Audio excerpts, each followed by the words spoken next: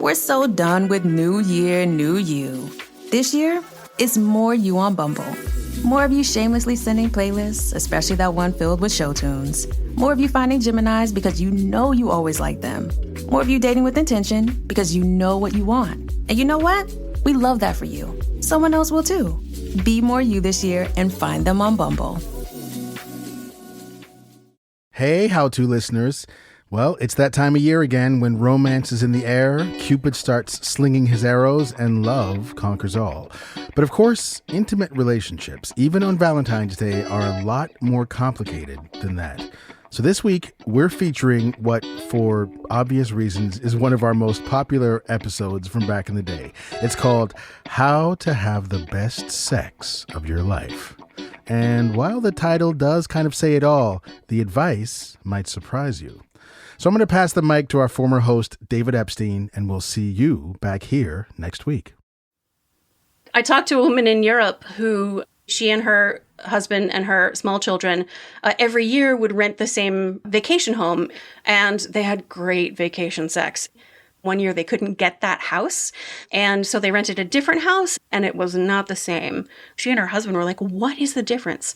It turns out that house was so old, the bed was built into the wall, which means it was silent. There was no rocking and noise, and therefore no chatter in her head about the kids waking up and wondering what's up and coming and walking in.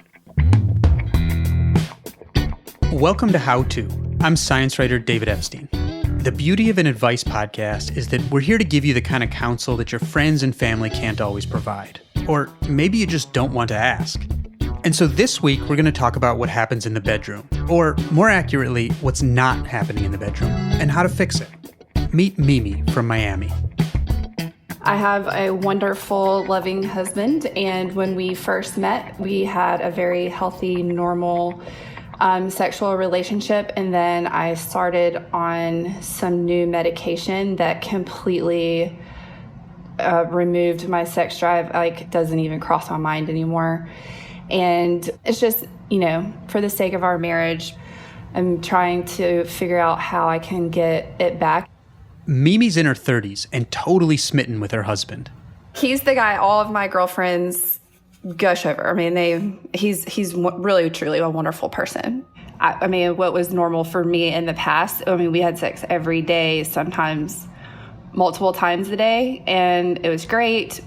But then 3 years ago, Mimi started a business. Her anxiety spiked, and she started on a medication called Lexapro. And it was awful, like within 6 weeks of being on it. And though she's no longer taking Lexapro, her desire for sex never returned.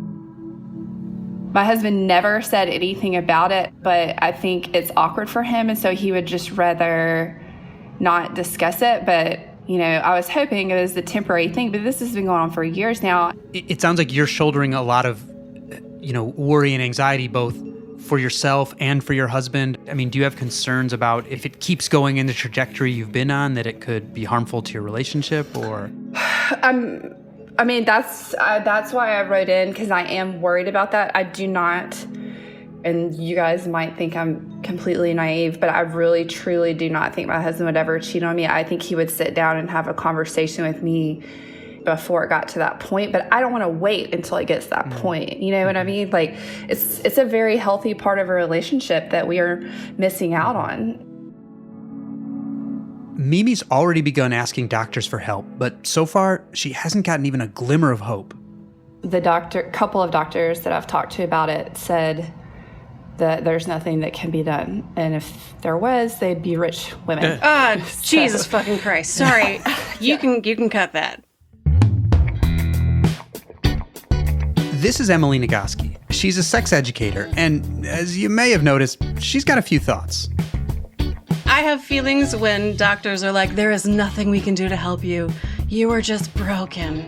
It is both factually incorrect and morally wrong. No. On today's episode, Emily breaks down some common misconceptions and gives tips that can help anyone, no matter your age or your relationship status, have a happier, healthier sex life. Stay with us.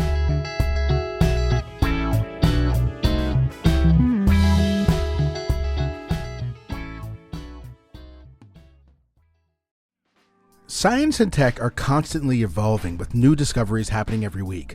On Curiosity Weekly from Discovery, make sense of some of the biggest questions and ideas shaping our world.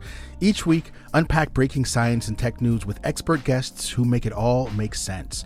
You'll learn things like how neuroscientists are studying TikTok and your social media habits to see which chemicals are being released in your brain to make you so obsessed, or why clean beauty products and dupes wouldn't even exist without cosmetic chemistry.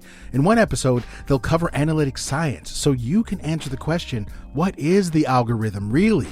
Also, did you know that you can fly from Florida to England on a plane using recycled plastic jet fuel? And that AI can now read hieroglyphs from the Egyptian pyramids?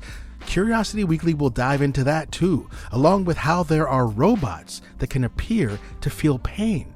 So cultivate your curiosity and get smarter about the world around you by tuning in every week. Listen to Curiosity Weekly wherever you get your podcasts. Some people think self-care is indulgent. You know firsthand that's a myth. And you know what else is a myth? That Discover isn't widely accepted. The truth is, Discover is accepted at 99% of places that take credit cards nationwide. You heard that right, 99%. And every time you make a purchase with your card, you automatically earn cash back. What better excuse to take your self-care Sunday out of the house and into the occasional spa visit? It pays to Discover, based on the February 2024 Nielsen report. Learn more at discover.com/credit card. As a sex educator with a doctorate in health behavior, Emily Nagoski spent decades trying to change the way we talk about sex. I mean, I started on this literally the same semester in college that I began my first sexual relationship. And I've now been married for approaching 10 years. And I actually did like a little baby TEDx talk about how writing a book about sex murdered my interest in sex. I was so stressed and overwhelmed and thinking about sex all the time. I had no interest in having any sex. And imagine if I didn't know what I know about the fact that sexual desire is going to go away when you're real stressed out and it will come back.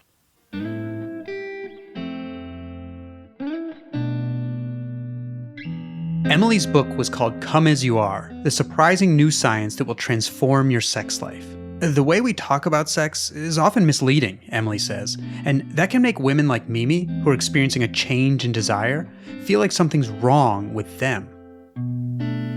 Our sexual interest, our sexual functioning changes across our lifetime for all kinds of reasons, sometimes medication, sometimes hormonal, oftentimes just because our relationships change or our stress levels change.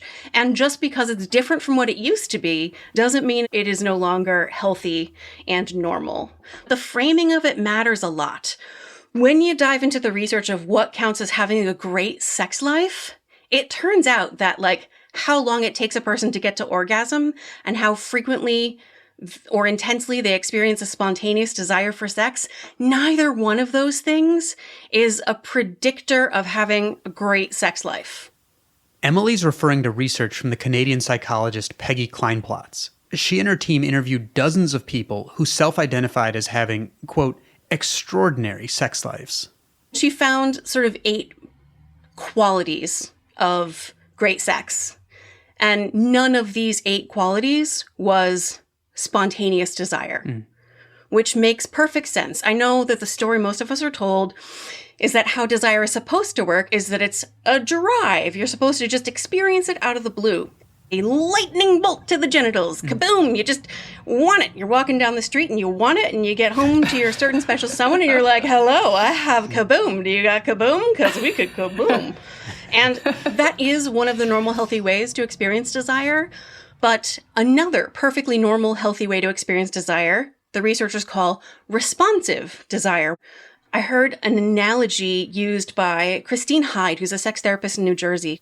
Imagine your best friend invites you to a party. You say yes, but then as the date begins to approach, you start going, we're not on childcare. There's going to be a lot of traffic. Am I really want to part of my party clothes after a long week? I don't know. But you know what? You said you would go, so you put on your party clothes, and you show up to the party. And what happens? You have fun. You end up having a good time. Usually you end up having a good time at the party. And here's the thing. If you're having fun at the party, you are doing it right. Yep. So that's how sexual desire actually works. And when we talk to people who self-identify as having extraordinary sex, that's the kind of desire almost all of them describe themselves as having. They plan the party, they put on their party clothes and do whatever else they need to do to transition into a party state of mind. And then they go to the party, they show up. You know, you let your skin touch your partner's skin, and your brain goes, oh, right, I really like this. I really like this person. And you have a good time.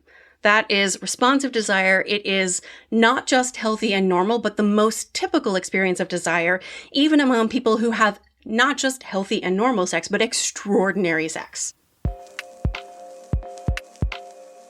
According to Emily, most men, roughly 70%, experience spontaneous desire, that kind of kaboom feeling walking down the street that Emily described.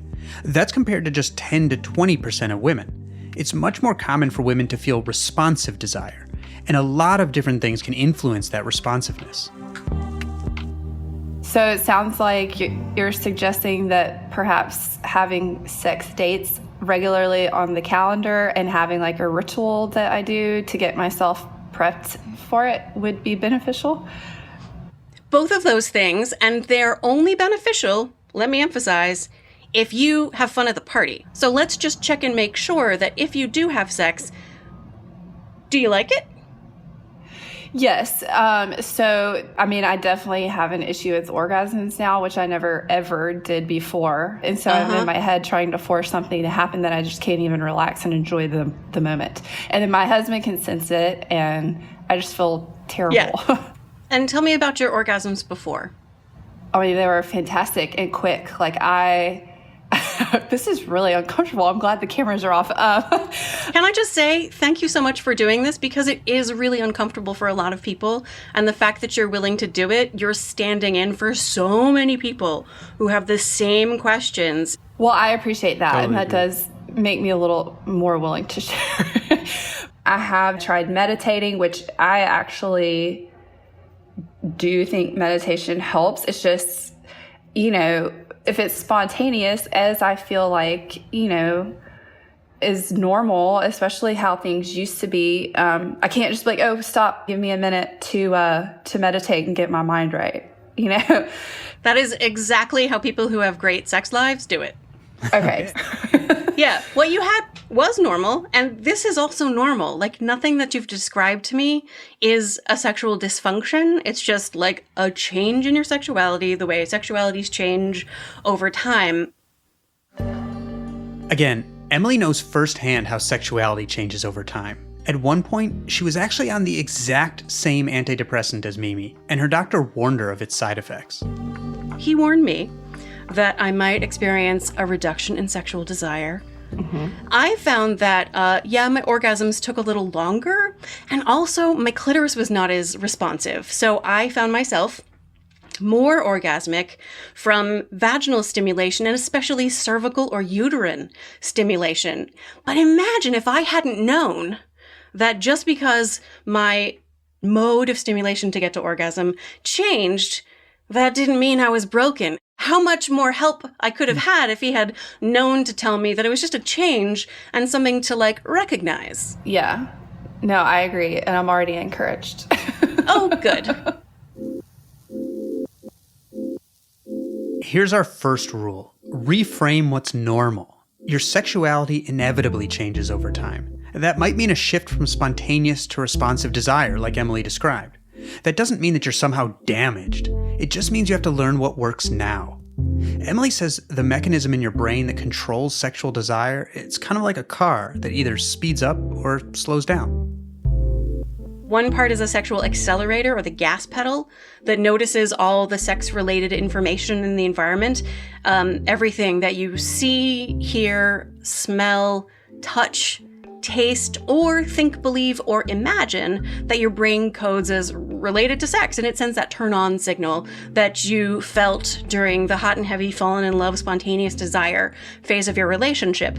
And it functions at a low level subconsciously all the time. Fortunately, at the same time, your second part of the dual control mechanism, the brakes, is noticing all the very good reasons not to be turned on right now. Everything that your brain codes as a potential threat.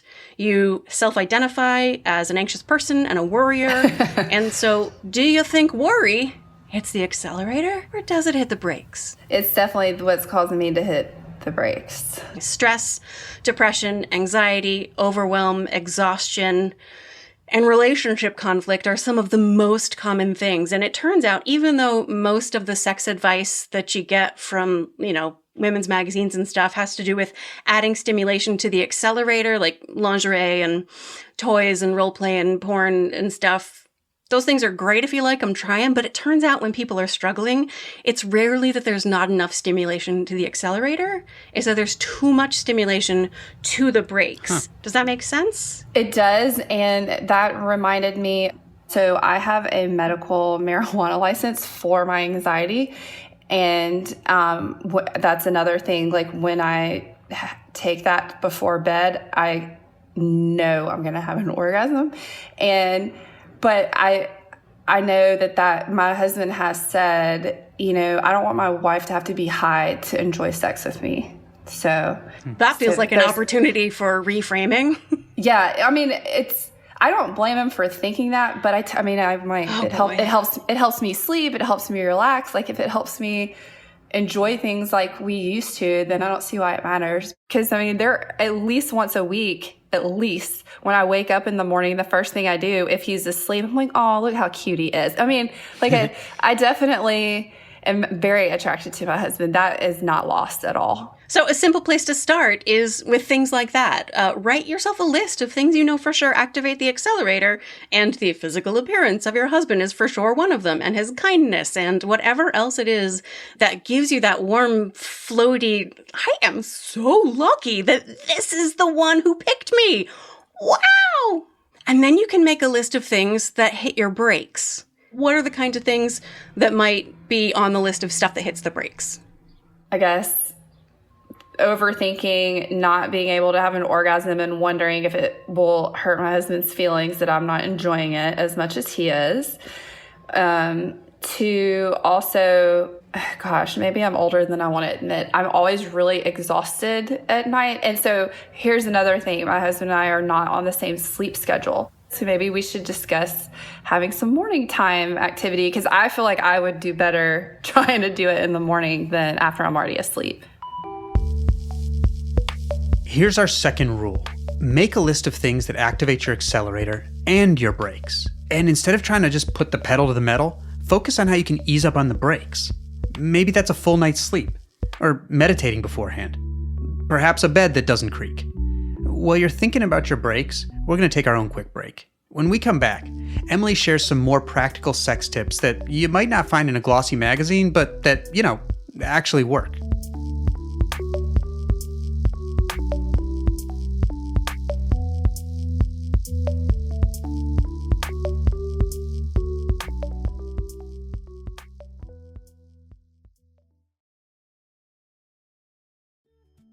This podcast is brought to you by Progressive Insurance. Do you ever find yourself playing the budgeting game, shifting a little money here, a little there, and hoping it all works out?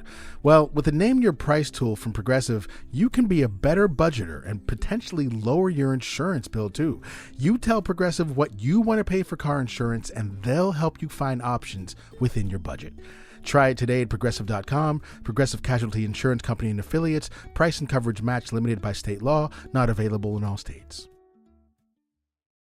Science and tech are constantly evolving, with new discoveries happening every week. On Curiosity Weekly from Discovery, make sense of some of the biggest questions and ideas shaping our world. Each week, unpack breaking science and tech news with expert guests who make it all make sense. You'll learn things like how neuroscientists are studying TikTok and your social media habits to see which chemicals are being released in your brain to make you so obsessed. In one episode, they'll cover the science of sleep and how scientists are now studying ASMR videos on YouTube to see how people's brains are responding and how it can be used to help insomniacs. Curiosity Weekly will cover all of this and even how there are robots that can appear to feel pain. Curiosity Weekly is for anyone who wants to understand the world a little better. It'll hit you with astonishing facts and entertain you at the same time. Listen to Curiosity Weekly wherever you get your podcasts. Ever go on a date so bad you need an everything shower? Luckily for you, Billy makes products for that. A loofah full of nourishing body wash can scrub off the cringe from that extremely awkward hug. A full body shave with Billy's award-winning razor will remind you what going smoothly actually feels like. And hydrating body lotion can delete dryness faster than you can delete the dating apps. You've got your reasons.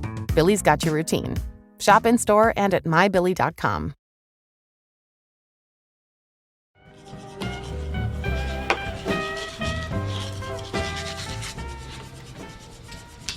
So what do you think? Should we have sex tonight? Ugh. Sounds awful. I'm just really constipated. Do you really want to? Well, now. Shut up. This scene from the movie Knocked Up is typical of how we think about bad sex, especially when you're married, like this week's listener Mimi. If it's not wild, passionate, and spontaneous, then sex is just boring and unfulfilling, right? But according to our expert Emily Nagoski, there's nothing more romantic than dimming the lights, turning up some music, and creating a calendar appointment. It's a great place to start. I, for one, am, busy. And there's not a lot that I get done if it's not in my calendar. I can think of almost nothing more romantic than, we have so many other things we could be doing with our time. We're busy, both of us, and we have different sleep schedules and really different work styles.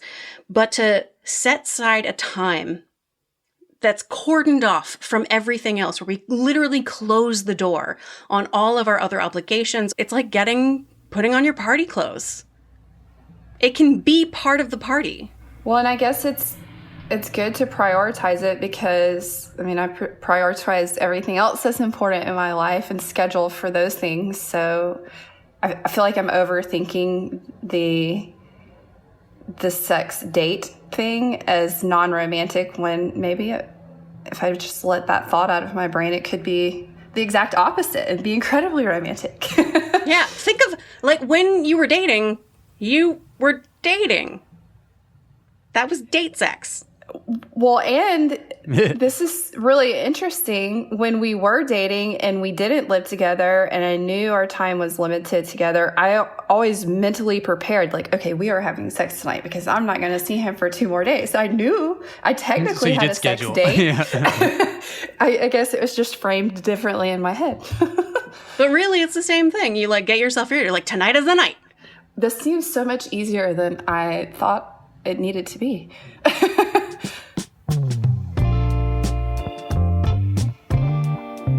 Here's our next rule. Schedule time with your partner to have sex. Really. Especially considering how common responsive desire is, it's really important for a lot of people to have time to prepare for sex, mentally and physically, before getting started. Creating this anticipatory time, that can be particularly useful if you've been together for a while, and so your relationship doesn't revolve around date nights anymore. And for those of us with kids and stressful family lives, carving out a set time for that intimacy can be absolutely essential. One of the people in Peggy Klein-Plotz's research said the most important sex accessory is Vaseline. You put it on the doorknob. Do you think you'll have to talk to your husband about? Do you think it'll be difficult to talk to him and say, scheduling sex is not something that's unromantic?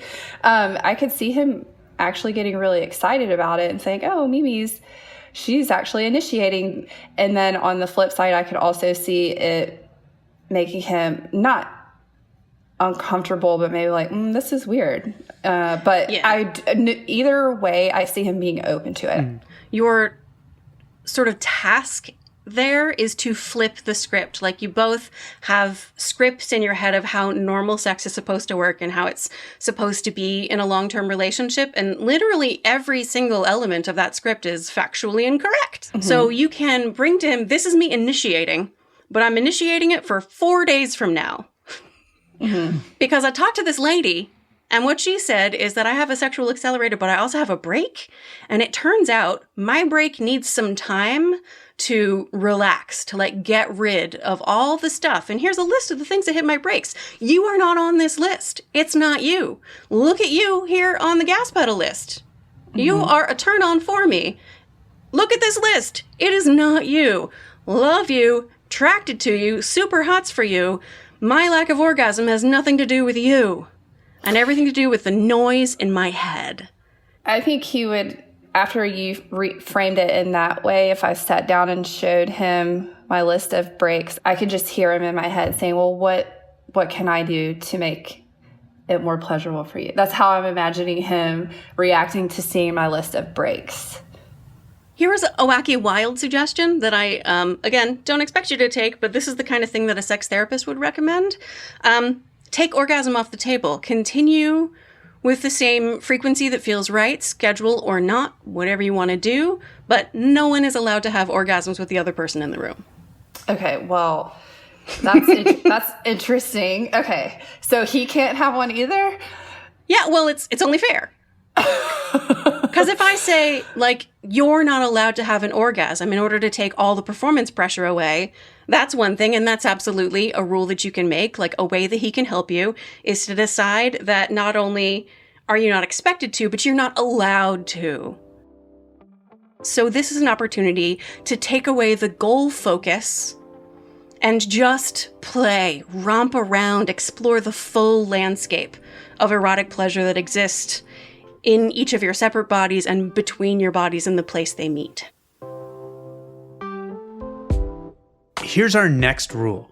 Try to tear up that Hollywood Pornhub script in your head that tells you and your partner what good sex should look like. Worrying about what should be only holds you back from enjoying what is. And one concrete way to get out of that mode is to, at least for a while, take orgasm off the table.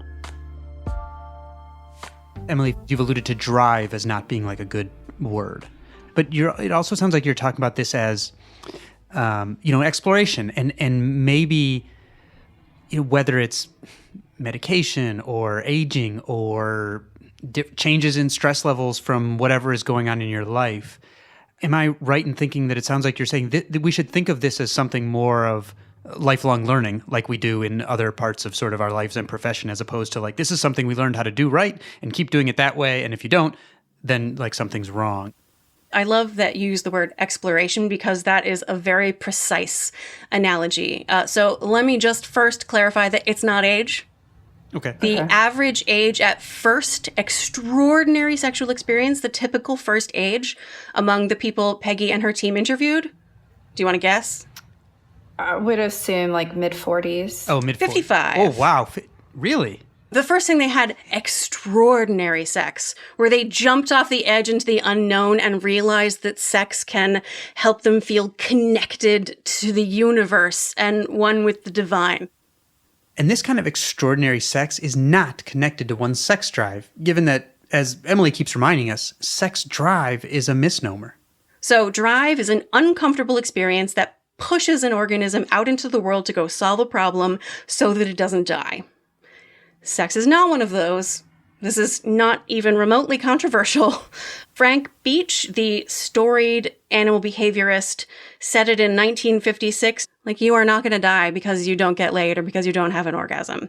Sex is not a drive. Nothing bad is going to happen to you physically if you don't experience the sexual response. But what is it then? It is an incentive motivation system, an exploration or curiosity. And we know intuitively that there are times when we feel more curious about the world and less curious about the world, right? I feel like this has already been just incredibly helpful. And I really like thinking about it as like an evolving part of life. Just like my personality is not what it was 5 years ago. My sex drive just is different, or not drive, excuse me. I know sex drive is so much easier to say. It's so much easier than sexual incentive motivation system. I know everything you got told about sex in like mainstream culture and in high school was different from this, but that was not what's actually true. And the last 40 years of sex research have totally dismantled everything that I was taught about sex up until the age of 18.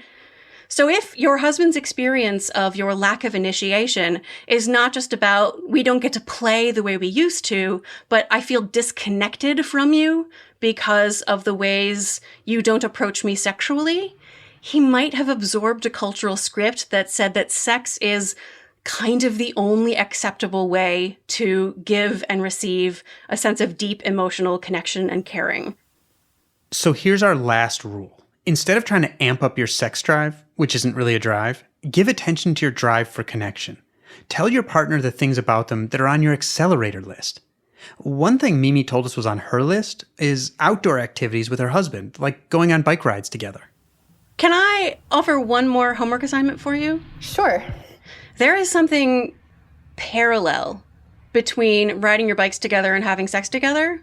Mm-hmm. Like your bodies are moving kind of rhythmically together. But I would challenge you to notice the way you feel connected to his body when you are moving together through a natural space, even if you're not physically touching. Okay. No, I can definitely do that. One other thing that I think you've written about, the 6-second kiss. Can you tell us a little bit about that? Yes, this is a recommendation from John Gottman. The way he puts it is it's 6 seconds is long enough to be a significant moment, but not so long you make the kids late for school. It's a potentially awkwardly long time to kiss somebody, right? Like you have to really like and trust that person. It's about staying in that connection until you feel the connection being made in your body. Something will shift and of a stress response ending and the relaxation response engaging, because you're reminded as you attend to that sensation that when you are with this person, you are home. I mean, that makes perfect sense. There's also the 20-second hug. It's you put your arms around the other person, they put their arms around you, and you hold your bodies together. And you breathe together until you feel relaxed. I love hugs, so that would not be awkward for me. That was one of my favorite parts of the last Winter Olympics, when the gold medal winning ice dancing couple would do like a 20-second hug before their performances until like their heartbeats synced or something like that. I was like, we should all do that. That embrace has become part of their routine. Maybe we should try it. Here, I'll give you a hug right now. There you go. That's that better. feel. Thanks. You want to hug somebody after watching that, and these two have had a lot of hugs. Thanks to Canadian ice dancers Tessa Virtue and Scott Moyer for inspiring all of us with their 20-second hug. And a big thank you to Mimi for being willing to share her story with us. And we're really grateful for Emily Nagoski's fascinating advice. Be sure to check out her books, Come As You Are and Burnout. And if you're struggling, not just in the bedroom, but in other areas of your relationship, check out our previous episode, How to Save Your Marriage, featuring advice from the aforementioned John and Julie Gottman. You can find it and all of our episodes in our feed. Do you have a sensitive question that you're afraid to ask? We might be able to help.